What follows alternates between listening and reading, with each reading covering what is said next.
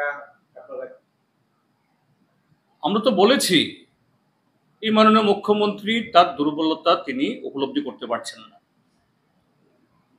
তিনি প্রায় প্রতিদিনেই তিনিও সেরকম ভাবে আবুল তাবুল অনেক কিছু বলে নিজের ব্যর্থতা হতাশা প্রকাশ করছেন। বলছেন বিরোধীরা রাজ্যের সম্পত্তি বিনষ্ট করছে, উন্নয়ন দেখছে না, চোখের ছানি অপারেশন করতে হবে।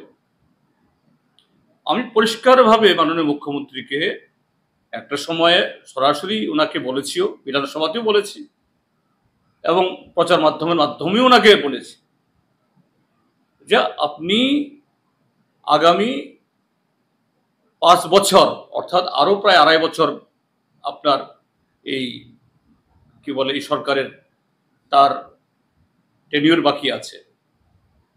আপনি কাজ করুন, প্রতিশ্রুতি পালন করুন, সংবিধান অনুযায়ী কাজ করুন। আপনাকে গদি ছাড়তে হবে এই কথা বলছি না আমরা, এখনো এই স্লোগান তুলিনি, কিন্তু আপনাকে গদি থেকে টেনে নামানোর জন্য আপনার দলের লোকরাই প্রতিনিয়ত ষড়যন্ত্র করতে চেষ্টা করছে। আপনি এটা বুঝতে চেষ্টা করুন। এটাই হলো আমাদের বক্তব্য।